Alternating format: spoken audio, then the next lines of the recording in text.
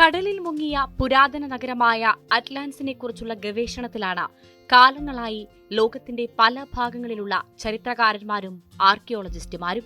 അത്തരത്തിൽ ചൈനയിലെ മനുഷ്യനിർമ്മിത തടാകത്തിന്റെ അടിയിൽ സ്ഥിതി ചെയ്യുന്ന ലയൺ സിറ്റിയെ പരിചയപ്പെടാം. ചൈനയുടെ അറ്റ്ലാന്റിസ് എന്നറിയപ്പെടുന്ന ഈ പുരാതന നഗരം വെള്ളത്തിനടിയിൽ ഇന്നും അധികം കേടുപാടുകളൊന്നുമില്ലാതെ നിലകൊള്ളുന്നുണ്ടത്രേ.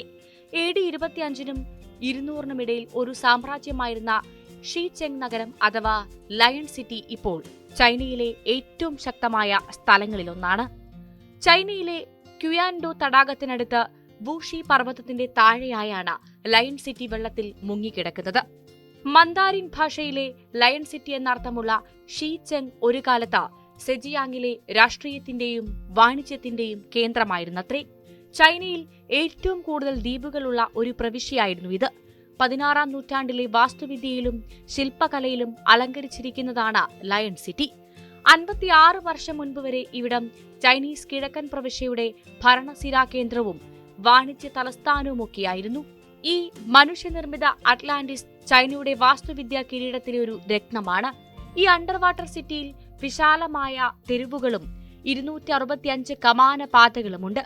ലയൺ സിറ്റിക്ക് 5 കവാടങ്ങളും 5 ഗോപുരങ്ങളുമാണുള്ളത്. ഇത് 62 ഫുട്ബോൾ മൈതാനങ്ങളുടെ അത്ര വലുപ്പമുള്ളതാണത്രേ. കല്ലുകളും പതാക കല്ലും കൊണ്ട് നിർമ്മിച്ച 6 തെരുവുകളാണ് അണ്ടർ വാട്ടർ സിറ്റിയിലുള്ളത്. ഈ തെരുവുകൾ ആ ടൗൺഷിപ്പിനെ മുഴുവൻ ബന്ധിപ്പിക്കുന്നു. വാസ്തവത്തിൽ ഈ നഗരം വെള്ളത്തിൽ മുങ്ങിപ്പോയതല്ല, മനഃപൂർവ്വം മുക്കിയതാണ്. 1959-ൽ ചൈനീസ് സർക്കാർ സിന്നാൻ റിവർ ഡാം പ്രൊജക്ട് പ്രഖ്യാപിച്ചതോടെയാണ് ഈ നഗരത്തിന്റെ കഷ്ടകാലം തുടങ്ങിയത്. ഷീചെങ് നഗരത്തിന്റെ ചുറ്റുഭാഗവും 5 പർവ്വതങ്ങൾ നിലകൊണ്ടിരുന്നു. ആ പർവ്വതങ്ങളെ അണക്കെട്ടാക്കി എന്തുകൊണ്ട് ഈ നഗരത്തെ ഒരു കൂറ്റൻ മനുഷ്യനിർമ്മിത തടാകമാക്കിക്കൂടാ എന്നതായിരുന്നു ചൈനക്കാരുടെ ചിന്ത. ലയൺ സിറ്റി ഇരിക്കുന്ന പ്രദേശം ഡാം നിർമ്മിക്കാനുള്ള സ്ഥലമായി തിരഞ്ഞെടുത്തു. അവരത് യാഥാർത്ഥ്യമാക്കുകയും ചെയ്തു. അതിനുശേഷം അതിലെ വെള്ളം ഉപയോഗിച്ച് അടുത്തുള്ള ഹൈഡ്രോ ഇലക്ട്രിക് പവർ സ്റ്റേഷൻ പ്രവർത്തിക്കുകയും വൈദ്യുതി പ്രശ്നം പരിഹരിക്കുകയും ചെയ്തു. എന്നാൽ നൂറ്റാണ്ടുകളായി നഗരം അഭിമാനത്തോടെ നിലകൊണ്ടിരുന്ന താഴ്വര വെള്ളത്താൽ നിറഞ്ഞു. നഗരം മുങ്ങി.